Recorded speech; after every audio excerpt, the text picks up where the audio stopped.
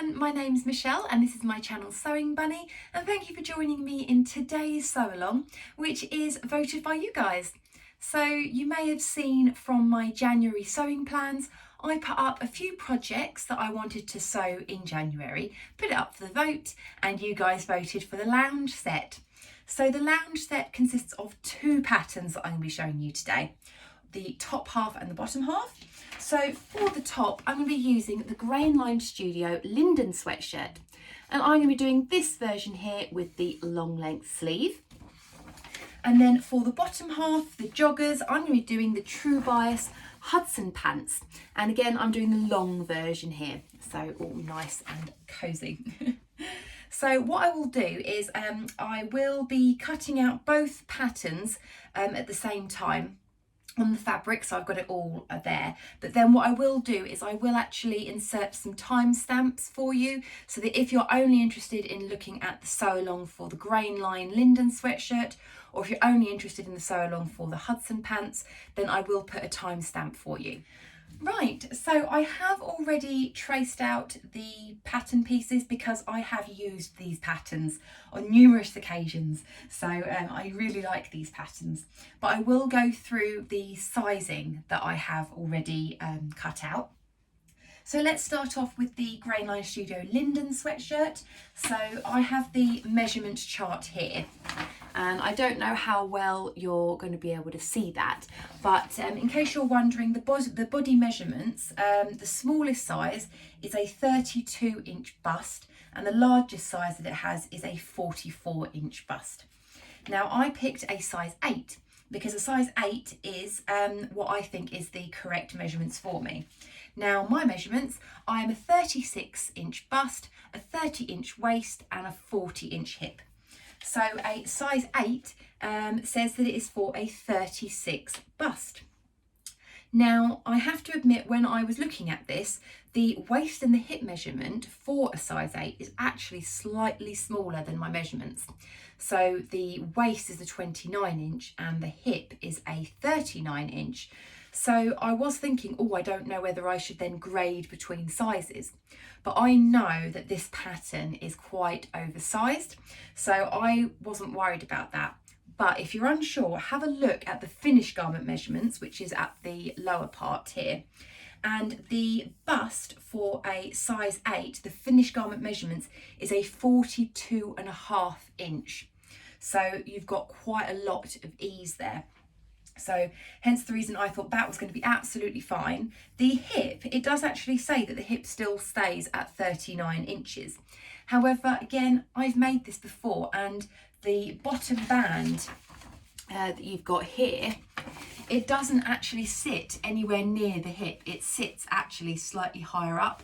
So I don't think that you need to necessarily worry about the hip measurements as such with this pattern, or at least for my body shape anyway. So I've cut out the size 8, and that's the size that's worked with me every time I've made that pattern. So that's the Grainline Studio Linden Sweatshirt. Now the True Bias Hudson Pants, again I have already cut these out, and you do have a size chart on the back here. So for anyone that's wondering, the smallest waist measurement, it says is for a 26-inch waist, and the largest waist measurement is a 38.5 inch on that one. So I picked a size 8 because a size 8 is for a 30, you probably won't see it there, is for a 30 inch waist. Now the hip says it's 38 inches. But again, if I go down to the finished measurements, the hip then says it's 41.5. And so I think that's going to be absolutely fine for that, because that gives me enough to pull over, and then the elastic as well will cater for a little bit of give. So nice and easy, size 8 in the Linden Sweatshirt and a size 8 in the True Bias Hudson Pants. So yeah, I've cut them all out already, the traced pattern pieces. So now I'm just going to go and cut my fabric. So let me show you the fabric that I'm using. Okay, so the fabric that I'm going to be using is this gorgeous French terry, and I picked this up ages ago from Sew Wardrobe. I will link their shop in the description box below, but yeah, this isn't available anymore, but yeah, it's a lovely, lovely French terry. And then I also have another French terry that I bought from eBay. I think the company was called the Textile Plaza, and it's this dusky rose, and I've bought that just to coordinate with this main fabric, because I think that the girl's hat, that colour, that rose pink, I think matches quite nicely with that. So the reason why I've chosen two fabrics is, as I say, I want the coordination. So with the Linden sweatshirt, depending on how much fabric I can squeeze out of it, in theory this should work, is the main fabric is going to be the sleeves and the main bodice, and then the rose pink colour is going to be these little cuffs at the end, this bottom cuff here, and the neckband. So hopefully then it'll just kind of, it won't just look all the same, and I think the colour will complement it quite well. And then for the Hudson pants, so again what I'm going to do is I'm going to use this fabric for the legs, but then this rose pink I'm going to use for the waistband, the pockets and the ankle cuffs. So hopefully that'll just give it a nice little contrast for that. So now I'm going to cut out the pattern pieces. So I just need to make sure that I know which pattern pieces I'm cutting out of the contrast and which ones I'm cutting out of the main. So yeah, just be a little bit careful if you are going to be doing contrasting, that you just make sure you separate your pattern pieces for that. So I'm going to get on and do that now, and then I'll put you on a fast forward and I'll come back to you once I've done that.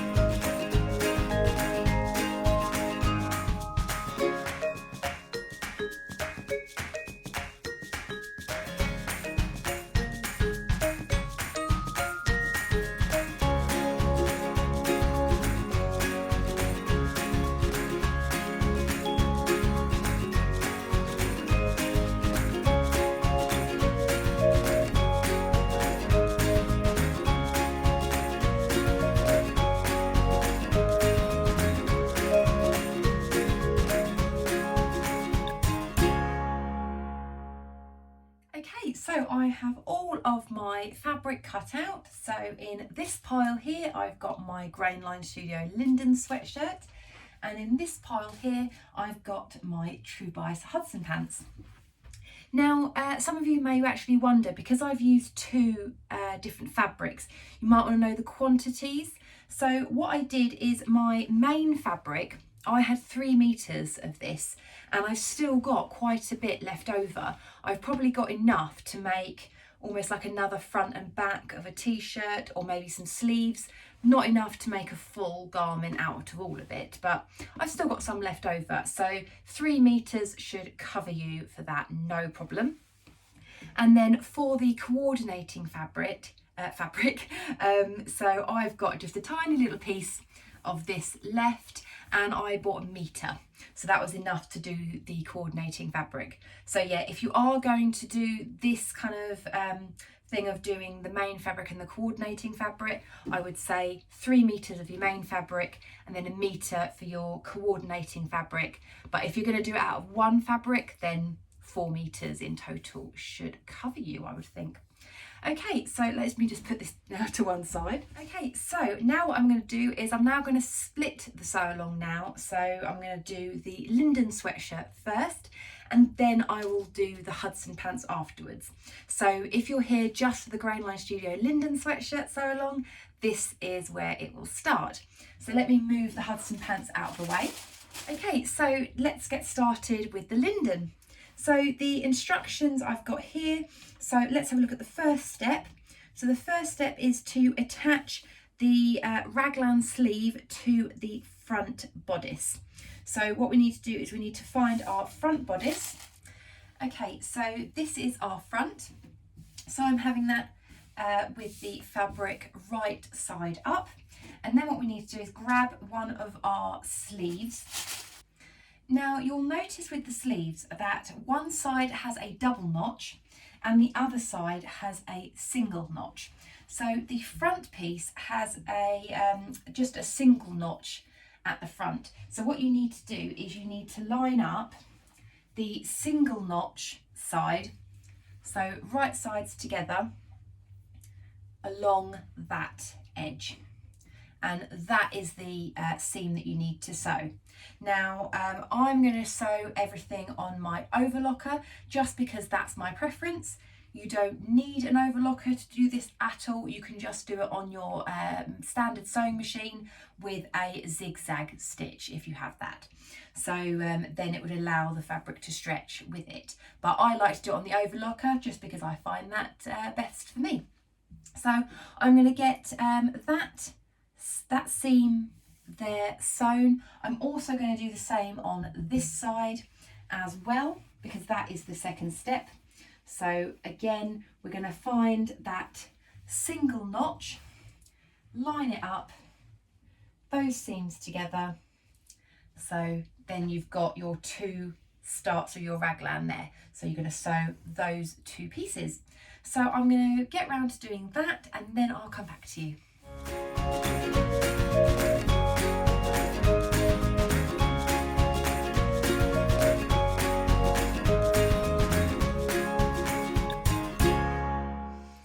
Okay, so I have overlocked those two raglan sleeves, so you can now see that you've got the centre piece, which is the bodice, and then these are the starts of the raglans. Now the next instruction is to then put the back piece attached to the other side of the raglan sleeves. Now what I would do, just as a little tip, is if you're not used to sewing raglan sleeves, or you've got, you know, kind of a print that kind of you can get a bit lost in, then I would just grab a pin and in your front bodice section, just pop the pin in the bottom. You will then know that that is the front bodice piece, because the front and the back do tend to look quite similar, or even the sleeves can look quite similar to the bodice pieces. So I always just pop a pin in the front bodice piece just so that I can kind of keep note of where I am. Okay, so that's the front bodice piece, and then we've got the raglan sleeve here. So this is the seam that we sewed just now. So now we need to attach the back piece. So now we've got the back piece, and what we're going to do is lie the piece across there. So you'll see that there's a double notch now on this side and a double notch here. So you line up those two pieces and you sew it along there. Then what you've got to do is match the other side up to the other raglan sleeve so it creates the circle. I'll do this first one and then I will show you that second one.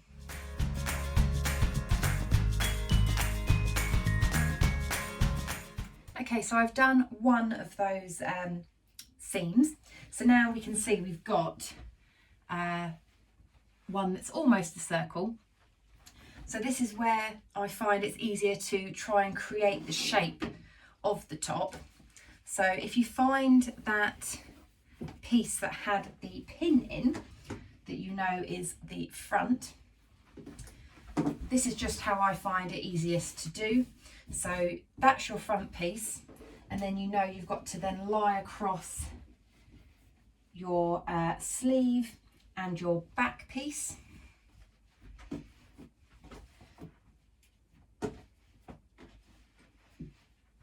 So you're kind of trying to create the shape of the top, and then you're left with the sleeve, and then you know that those two bits fit together like so, and so that then you get your bodice shape.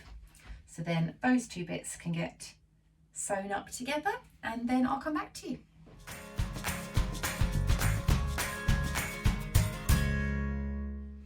Right, so that is all of those raglan sleeves pieces on the front and back. So you can now see we've got it all together there. So the next step is to then sew the side seams. So again, if you're getting confused at all with where the pieces are, make sure you check in with that pin. So you know that's the front. You can then line it up with the back piece. I find this is just the easiest way to do it. And then you've got your sides there, and then you can just line up the sleeves. So now I'm going to sew all the way around there. If anyone is wondering, I am using some rainbow coloured thread. I do love this thread. I do know that a lot of people are interested in it, so I will link it where I buy it from down below. As always, in my sew alongs I have some links for any tools and bits and bobs that I use, and if you're interested then you can go click on those. Okay, so let's get sewing those side seams and then I'll come back to you.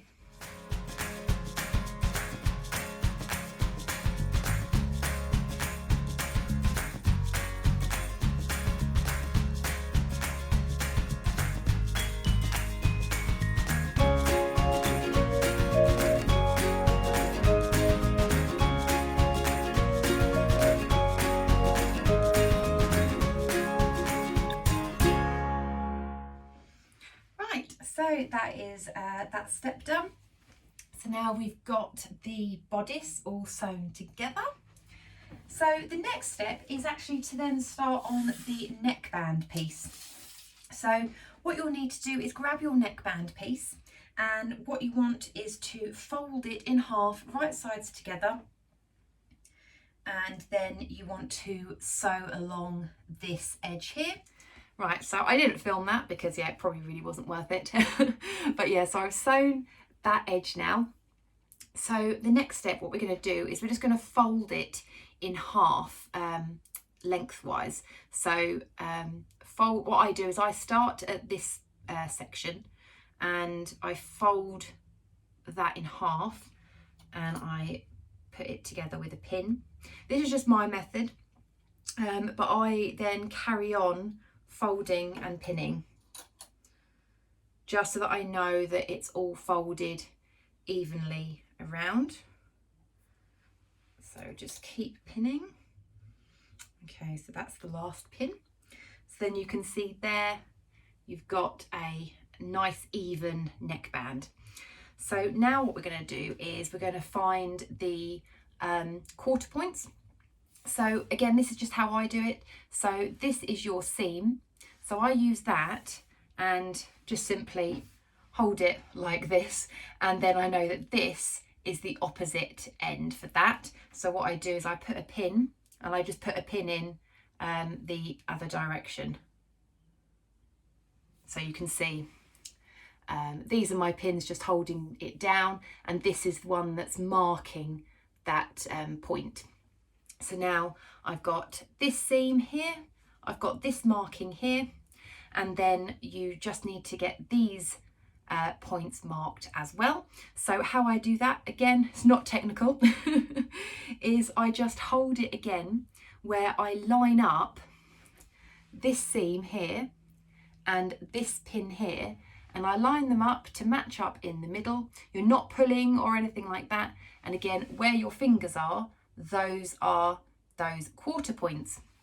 So again, grab a pin and I just pop it in the opposite direction.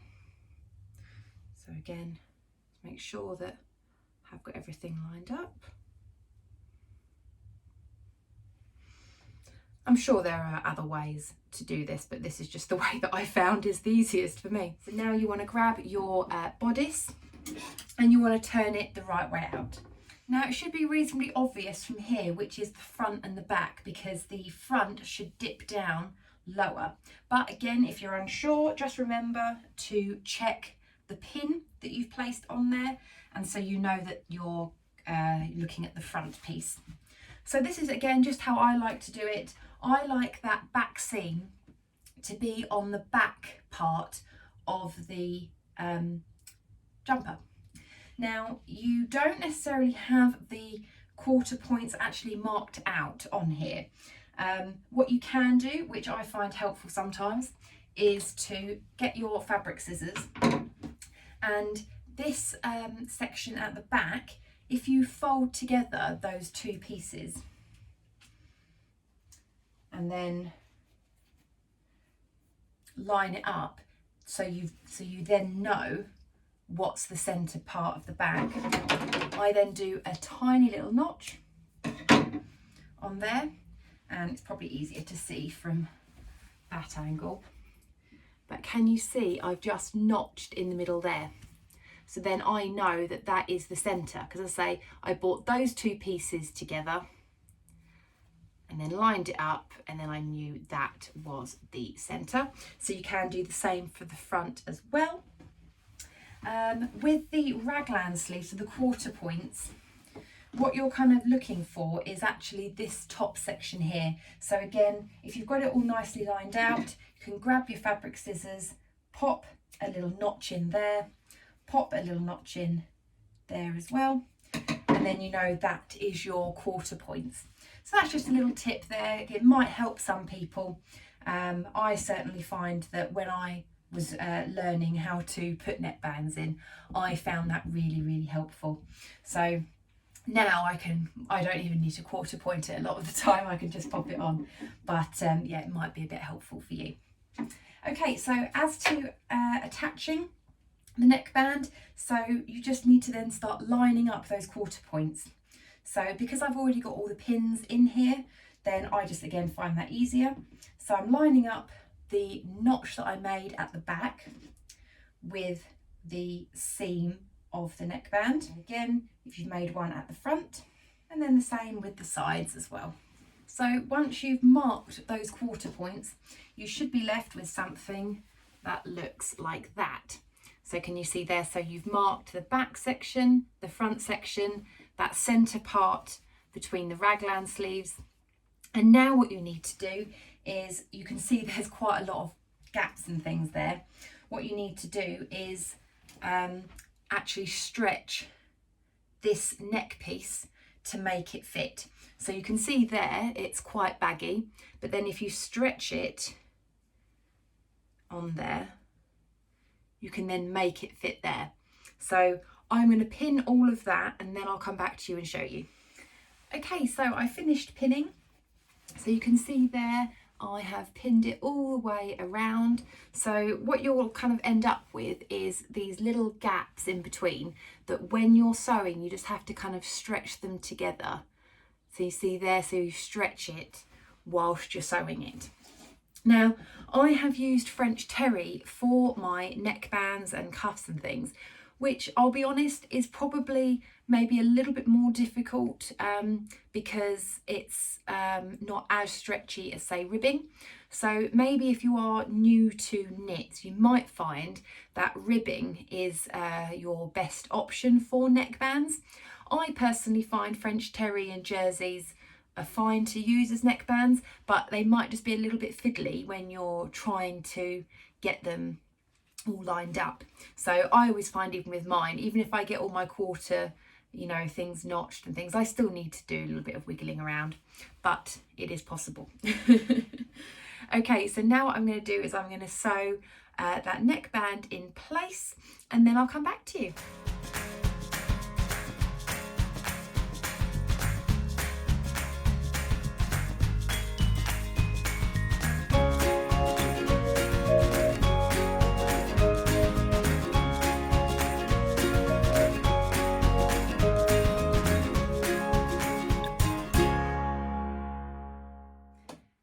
Okay, so the neckband is in. Now, I have to admit, this French terry I did have to pull it quite a bit. So this isn't my best neckband in the world, but it'll do. It's quite narrow there, just because I did have to stretch it so like quite a lot. But you know, it's okay. I'm happy with it.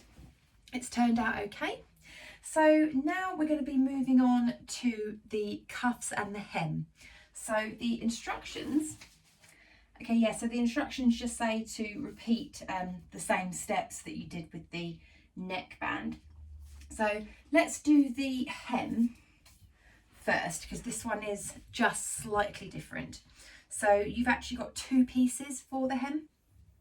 So what you want to do is you want to actually put right sides together for those hem pieces, and then you want to sew up this side and then again sew up the other side, and that creates your band. So I'll do that, I'll do the folding, and then I'll come back to you.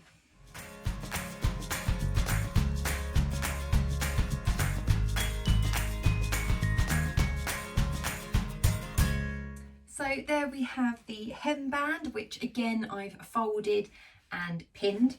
Now I'm not going to quarter point it on here because I find this bit, I don't think it's really needed. So what I do on here is I get the bottom of the jumper and then I slip this over like through there like so. And then the side seams I match up with the side seams of the hemband. So again, do that, and then I just move the pins. So then I'm going to pin all of that the whole way around and then sew that all up as well. I actually forgot to say, with the neckband, if you are using an overlocker, if you're not 100% confident, you can always base stitch the neckband in place first. I probably actually would recommend that if you are maybe not as confident with knits. I tend to just go straight through with the overlocker just because I've done so many neckbands now. I feel confident enough to do so. But yeah, if you're ever unsure, base stitch first with your sewing machine and then overlock just in case. But yeah, I'm going to get this all pinned and sew it up, and then I will show you what it looks like after.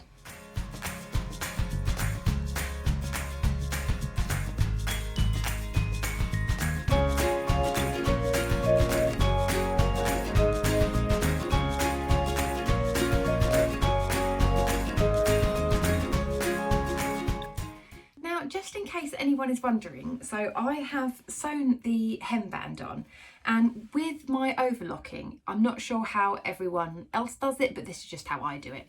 When I've come to the end of my overlocking, I cut a little tail like that. Now, some people leave a long tail and thread it back through some of the other overlocking.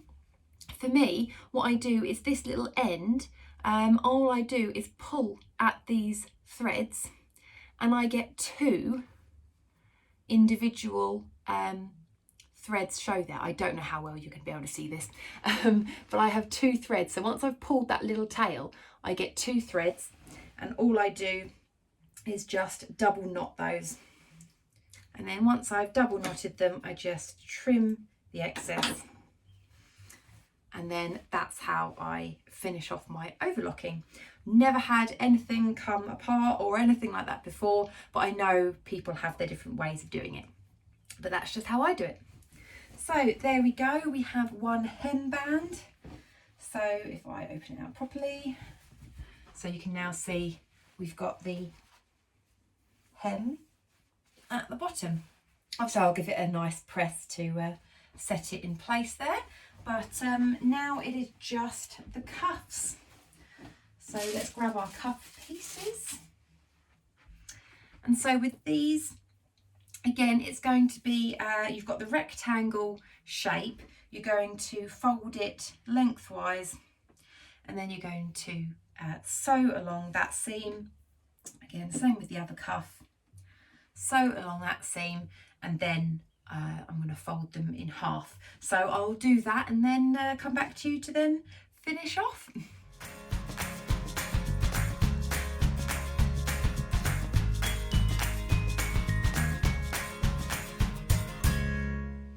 Okay, so that is the two cuff pieces now, and then similar to the how I attached it with the hem.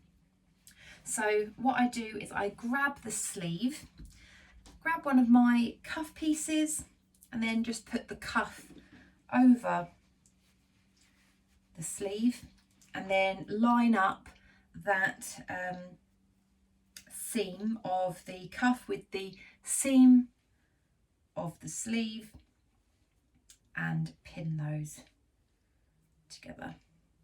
And then again, just make sure you pin all the way around that. So I'll do that with both, and then I will get them sewn up. Now, just a little tip, if you are going to sew cuffs, I find it easier to sew on the inside. So if you can imagine your sewing machine foot is actually on the inside of the main fabric there, and so what you're doing is you're then feeding it through that way, rather than if you're trying to do it from the top. Trying to do it that way could be really tricky.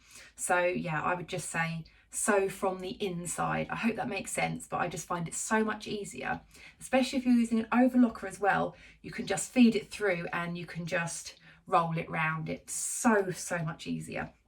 Right, I'll get those cuffs done and then I will show you it finished.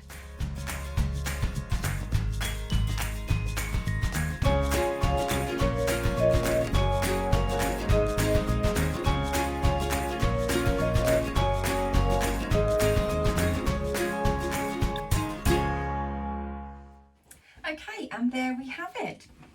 That one is all complete. So that is the Linden Sweatshirt. So what I'm going to do now is I'm going to give it a nice press, and then I'm going to set it to one side and then start on the Hudson Pants. So I will go and press that and I'll be back with you in a minute. So there we go. There is one Grainline Studio Linden Sweatshirt. And yeah, I'm really happy with how it's turned out. So I've pressed it, so all of the cuffs and everything are nicely set in place. I'm not a great fan of the neckline on this one. It is a little bit wobbly with my sewing, and I think that's because I did have to stretch the fabric quite a lot. So I think that was my fabric choice possibly for that. This French terry, this coordinating French terry, isn't as stretchy as the normal French terries that I get. Normally I'd have no problem with stretching a neckband in French terry, but this one is just not quite as stretchy as my normal ones. But it still looks good, I'm still happy with it. So that is that one finished. So I'm going to set that to one side and I'm going to make a start on the Hudson Pants. Okay, so now we're going to move on to the Hudson Pants. So I've got all my pieces here ready. So the first step for that is to find the piece that's called the pocket detail. So that is this piece here.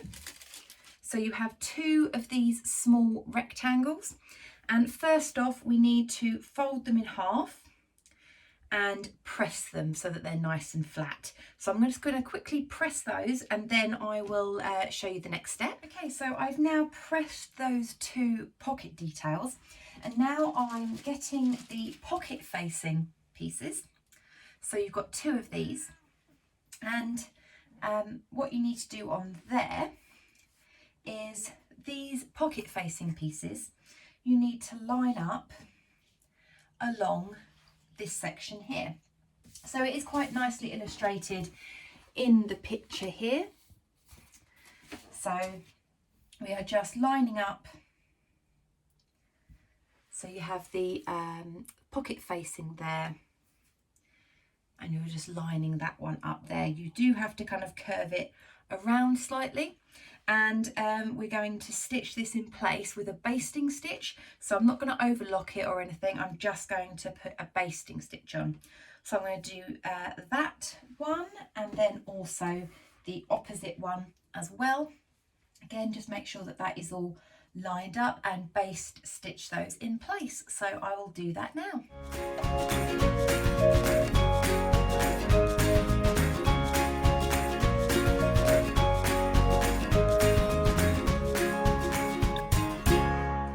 Okay, so that is the pocket details and the facings done. So I've just basted that in place there on both of those.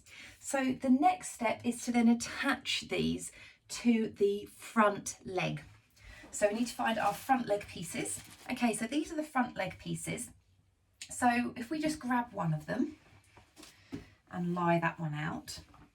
Now you'll see on here there are two curves. So you've got kind of like a slightly higher curve and then a deeper curve here. It's this slightly higher curve that we need for the attaching of the pockets. So you just need to find the coordinating pocket, and then what you're going to do is right sides together with the leg. You're just going to pop that to match up there with the leg. And then what you do is you then sew that together. I'm just going to use the overlocker just to get those sewn up, and I'm going to use this basting stitch as a guide just to make sure that I cover that, and then do exactly the same with the second pocket facing and the other front leg. So I'll do that and then come back to you.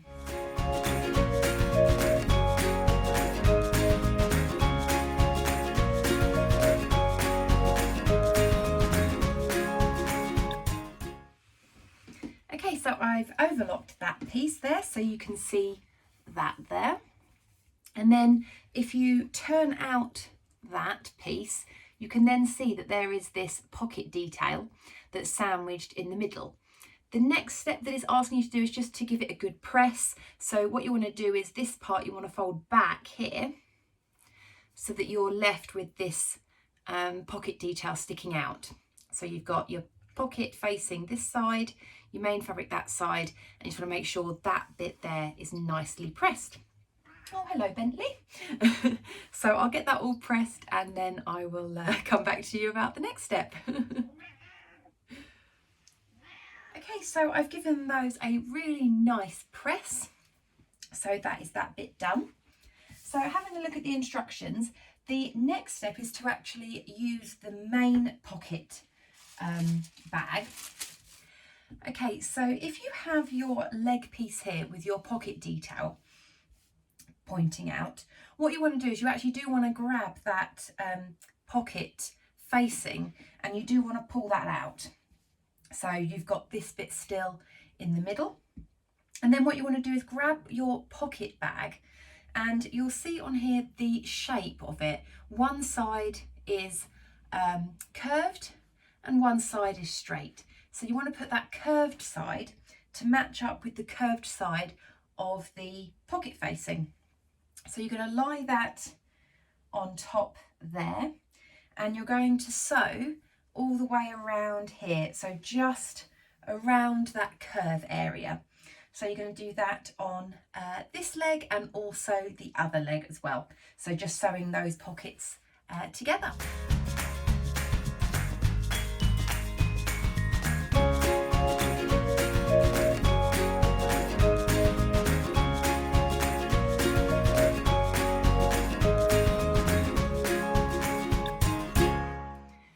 So that's all sewn up together now. So just around those that curve.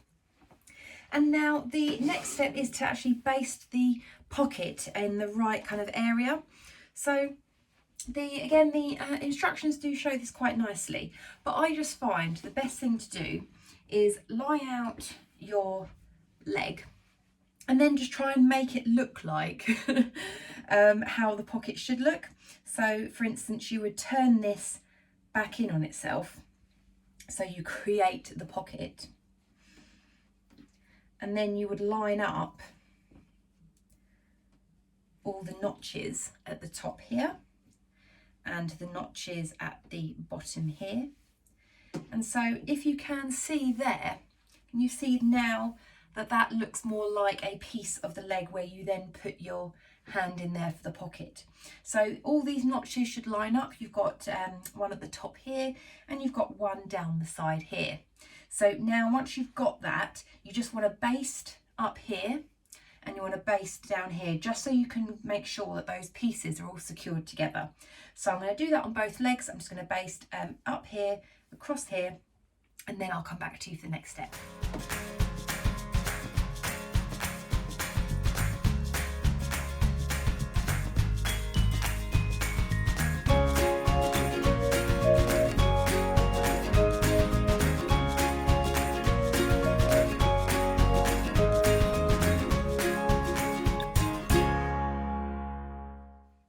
Okay, so now I have basted obviously this bit up here and this bit to the side, so we're nice and secure. It does say in the instructions that if you've got any of this pocket detail and you see this little triangle bit there, it's just overlapping, it does say just to give that little trim. So I will just quickly just trim those off. Okay, so I've just trimmed off that little edge there. And now we're going to assemble the front legs and the back legs together. So what we need now is we need the back leg pieces. So if we take one of the back leg pieces and we're going to put that right side up, make sure that's flat. There we go. And then what we're going to do is grab our front leg piece. Just need to make sure that you've got the correct matching one, which is this other one. Okay, so you've got your back leg piece and then the coordinating front leg piece. And if you lie the front leg on top of the back leg right sides together, you'll then see that you've got this curved piece on the back leg, this curved piece on the front leg. You want to make sure that they're matched at that point there. And then also they match down the leg like so. And we're going to sew all along this edge here. And then also we're going to sew along this edge as well. So with the pocket, you just line that up with the top of the back leg. And then again, you would line that up there as well. And you'd sew along that section. Now the front leg is smaller than the back leg. So yes, just make sure you do sew one side first and then sew the other one. And you do that on both legs. So I will do that and then I will show you the next step afterwards.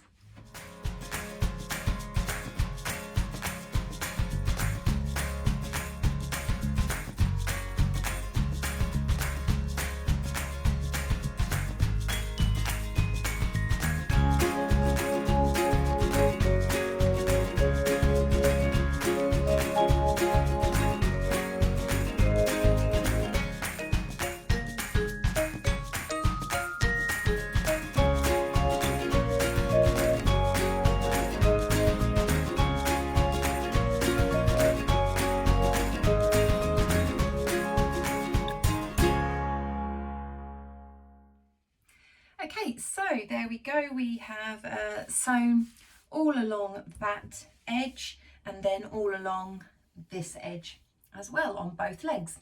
So the next step is to put both legs kind of inside each other so you can kind of sew the crotch thing. So the instructions say with the right leg inside out and the left leg right side out, put the left leg inside of the right leg. So if you're unsure about which leg is what, the way I work it out is which hand do you put your pocket in. So if you can imagine you're kind of almost like wearing them, you'd put this hand in the pocket. So then this is your left side, so that's your left leg. So it says the right leg inside out and the left leg right side out. So this one stays inside out. This is the one we're going to turn the right way out. So you can see there, we're getting there with the look of the trousers. So now what we're going to do is, as I say, the instructions say to put the left leg inside of the right leg. So now we're going to line these ones up. So what you're going to try and line up is this centre seam. So put this one inside of this one.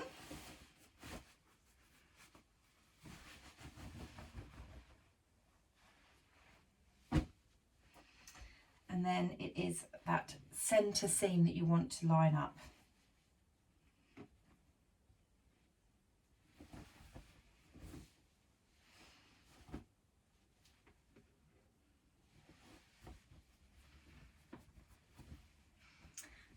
Right, so hopefully I can show it to you there.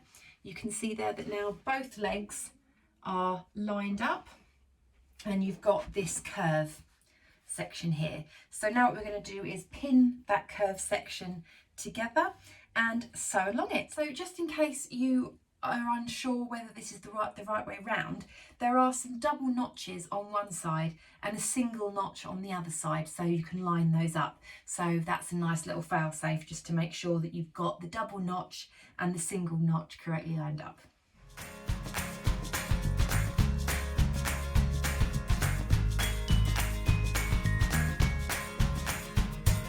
So there we go, we have now sewn that curve all together. So now if you turn them right side out,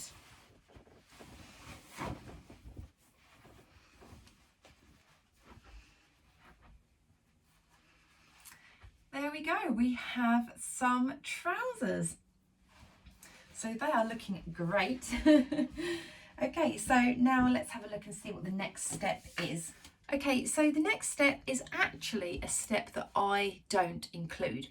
As part of these jogging bottoms, they do have a drawstring. Now, I did make the drawstring version for my first ever pair, and I found that I never used the drawstring. I had no need to at all. I was happy with just the elastic, and I do have the original pair still, and I just ended up taking the drawstring out. So for me, I'm going to miss this next step where it starts telling you about to add buttonholes onto the waistband. So if you do want to do the version with the drawstring, then by all means follow that step, but just for me, I'm going to skip that. I'm going to do everything else, but I just don't do a drawstring because for me, I don't think it's needed. Right, so for me, the next step is actually going to be joining up the waistband. So let me grab the waistband piece. Okay, so here we've got the waistband. What we're going to do is we're going to fold it in half, right sides together.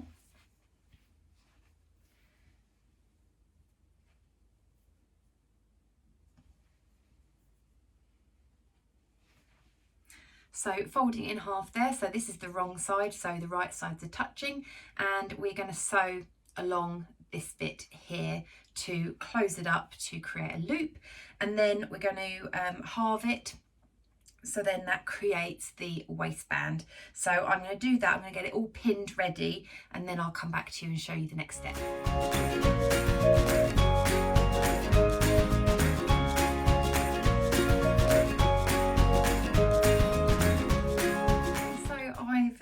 Now made my little tube there to add on here. So what we're going to do is grab the trousers and then this waistband. So what I do is the seam line for this I like to put at the back, so I just make sure that that is at the back, and then I just pop that over the top like so. Now you can make some markings and things like that if you want to get, you know, your quarter marks and things.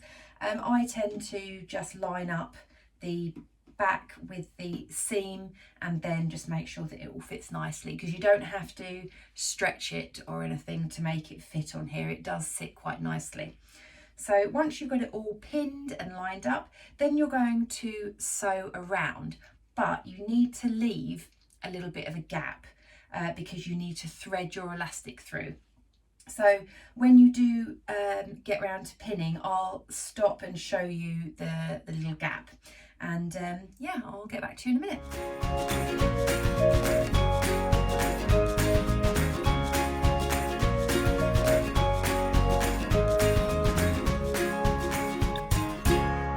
So I have pinned the waistband to the top of the trousers, and you can see on here I've got 2 different pins, and I've got about a 2.5 inch gap. I think the instructions say to leave about a 4 inch gap, but I don't think you need a gap kind of that big. I think about 2.5 inches is all right. And so that means that I'm going to start sewing here and I'm going to finish sewing here.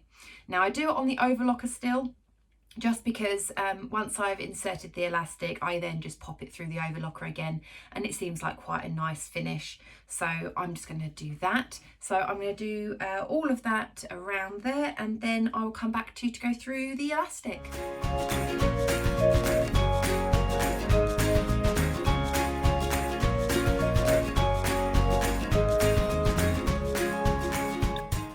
Okay, so I have overlocked all the way around, but I've just left this little gap here. Now I have made a little bit of a boo-boo because you're meant to use 2-inch wide elastic for the waist channel. Now I had absolutely tons of 2-inch elastic, and I do have some here, but I don't have enough. I've only realised I have this little tiny scrap left. I have ordered some more now, but that doesn't help me at this moment in time. I don't want to have to put this to one side and come back, but yeah, this is just not quite enough. So I probably think, yeah, it's just a little bit too much. I think if I did it all the way around, then it just wouldn't be comfortable. So instead, the next size that I've got is 1.25 inch elastic. So yeah, it's not as wide, but I think it will still be okay. So the next step, so imagine this is 2-inch wide elastic.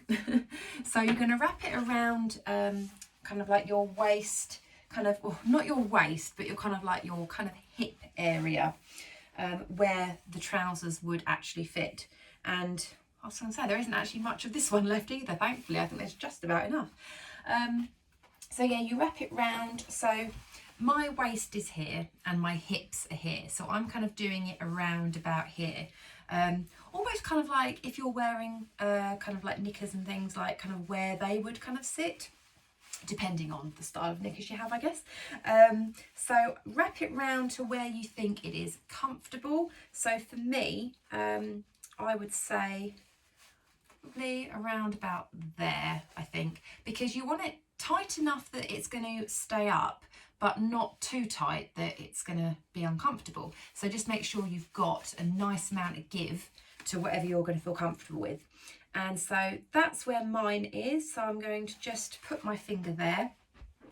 And then what I'm going to do is just add on just a little bit of extra, just because you're going to have to overlap there. So this is where my marking is on my finger there. I'm going to do a guesstimate of about 1 inch more and then cut. So that's my little scrap. So yeah, I only just had enough. That's good. Right, so that is my elastic for my waistband. So now what I'm going to do is feed it through the channel. Now you can do this a number of ways. You can get a safety pin and clip it in and then use that to thread around, or you can buy those, I forgot what they're called, are they like the bobkins, where you kind of grip them? I do have both, but my preferred is the safety pin, because sometimes on the bodkins they can come apart, I think sometimes. Let me show you both actually.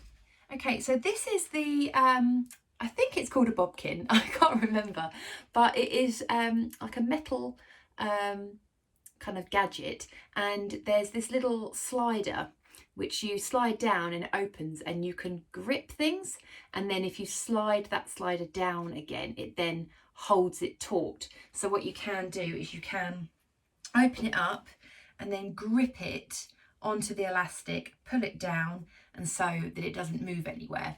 Now I've used this quite a few times. It does seem to be okay, but I find I prefer using this with shorter channels, like if I'm doing kind of like wrists or ankles, things like that. Waist ones, my preferred method is the safety pin, just because you are really teasing it through, and I have had it come undone just a couple of times.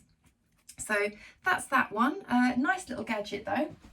But yeah, let's go for a nice big safety pin. So I've got a nice big safety pin here. So I'm just going to undo that and then just poke it in one side. And I'm going to use that to feed through. So you've got the little gap which you want to thread the elastic through. So you're just going to start off pushing it in there.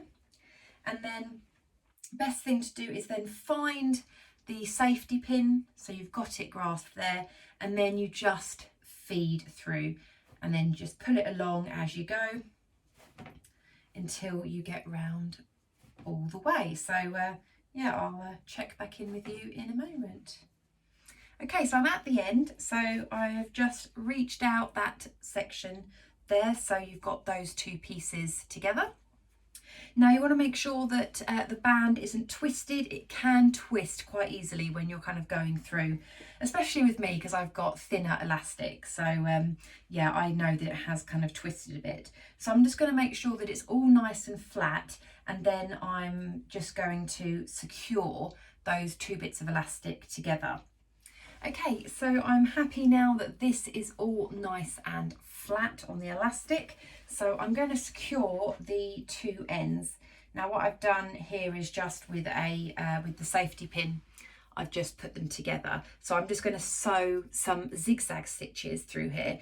The instructions do say that they can do like a box with a cross in. I think it's totally up to you. I just tend to do 2 lines of zigzag back and forth a few times. So I'll get on with doing that, and then I'll come back and show you.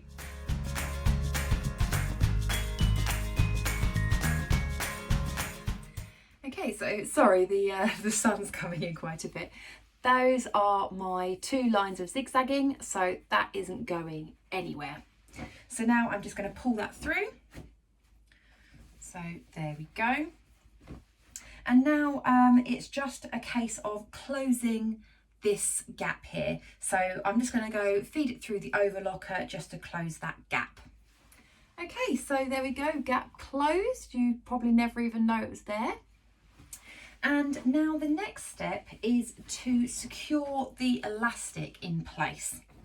Now if you're doing the drawstring, then you would have the drawstring holes here, so you'd need to make sure that you created a channel for that drawstring. I still kind of create those like the channel effect, I just don't have the drawstring. So I'm just going to make sure that this is evenly spread out. Now what I'm going to do is I'm going to pin in place this, because once I've done it all evenly spread, I just like to make sure that when I'm stitching it down, because you have to stretch the fabric and the elastic to flatten it out, I like to make sure that it's even. So I'm just going to play around with this, making it even, pin it, and then I'll come back to you so I can show you what I mean. Okay, so I've kind of just done some random pins in there so that it's kind of even. So what I plan to do is when I'm sewing it, as you can see there, it's uneven between the 2 pins. So when you sew it, you do have to stretch it. So you do have to do a zigzag stitch. And as you're lying it on the machine, once you've started, just make sure you give it a nice pull so that it's flat. Don't over pull it, just make sure you pull it so it's flat. And then you will have to give it a helping hand through the machine. And then when I get to this pin, I then can stop and relax, and then I can pick it up again up until the next pin, pull it out flat and feed it through. I just find that's the easiest option for me. And it does give you in the instructions the measurements to do, but because I've used slightly like thin elastic compared to the 2-inch, I'm going to have to try and make sure that I catch the elastic. So I think I'm just going to try and work out where I need to do those 2 lines.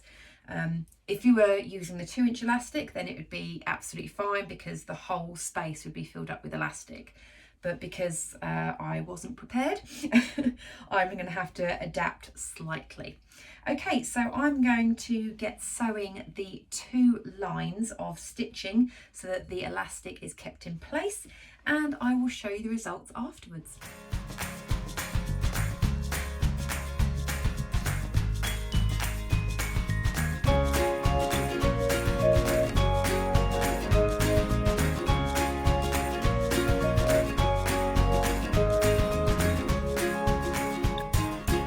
So there we go, I have done the stitching on the top, so you can see there, as they are now, they do look a little bit crinkly. Now it is because this top bit here doesn't have the elastic in. So if I'd used the correct width elastic, then it probably wouldn't look so crinkly. However, when you put them on, they're going to stretch out and they're going to straighten out. So I'm not bothered about that at all. So that is that step done. I'm really happy with how that's turned out. So if you did do the drawstring version, you would have some little buttonholes here and you would add your drawstring in within this channel.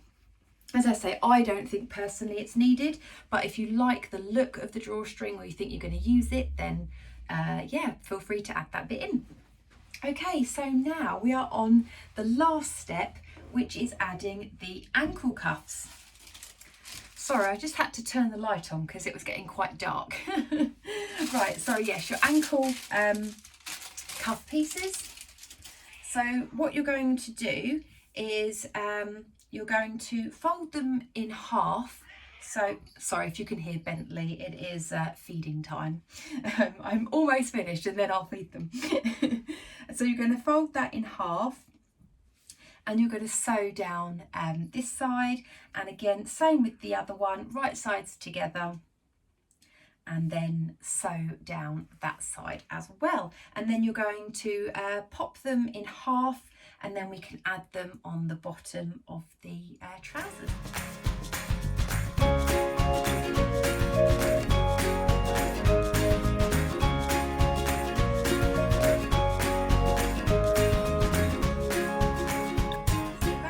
Ankle cuffs all ready for the joggers.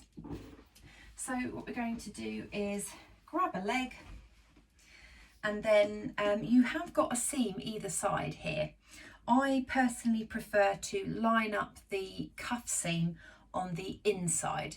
So what I'll do is I'll just take my cuff piece and I just put it over the top of that, and then line up those 2 seams and then pin it together.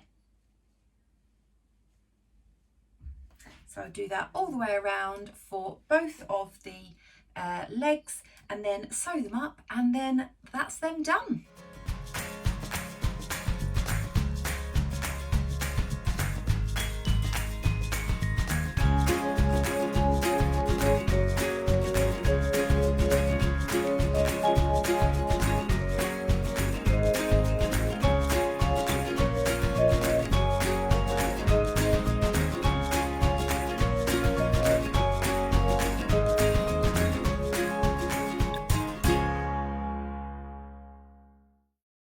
Okay, so there we have it. The Hudson pants are finished. So now you can see I've got my Linden sweatshirt and the Hudson pants all done. So my lounge set is completed. I have to say these 2 patterns are probably some of my favourite patterns for loungewear. They are so comfortable, and I personally find the instructions for both the Grainline Studio Linden sweatshirt and the True Bias Hudson pants are really, really good. I actually made these when I was still quite new to knits as well. So yeah, I found that they're really, really good and nice and straightforward. So now I'm going to try them on. I'm going to insert some twirls and things. I'm so looking forward to wearing these. I think they are going to get so much wear, especially in the current circumstances here in the UK. So yeah, I will insert some twirls and things so you can see. I really hope that you enjoyed watching the sew along. If you have, a thumbs up would be great. And if you haven't subscribed already, then please do, because then you can keep in touch with all my other videos. Okay, I'll speak to you soon. Bye.